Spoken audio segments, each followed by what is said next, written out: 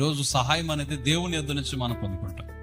మనుషుల సహాయం చేస్తుంటారు, అది మన ఖ్యాతిని చూసో మన చూసో లేకపోతే కొన్ని పరిస్థితులు బట్టో మనకు సహాయం చేయొచ్చుగా. నిజమైన సహాయం, అద్భుతమైన సహాయం దేవుని ద్వారా, అనగా దేవుడు సహాయకుడు.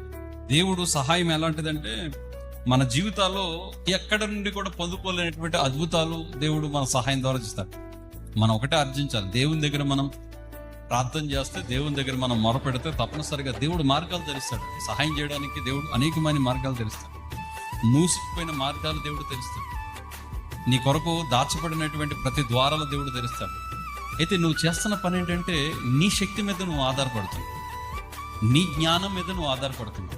నీ వ్యాపార విషయంలో కానీ, నీ పనిపాట విషయంలో కానీ, నీ కుటుంబ పరిస్థితుల విషయంలో కానీ నువ్వు జయించవలసినటువంటి ఏదైనా సరే నీ దాని మీద, అంటే నేను చేస్తాను, ఓకే, నా స్తోమత సరిపోతుంది అనుకుంటున్నావు, కానీ దేవుని సహాయం కొరకు ఆర్జించటం లేదు.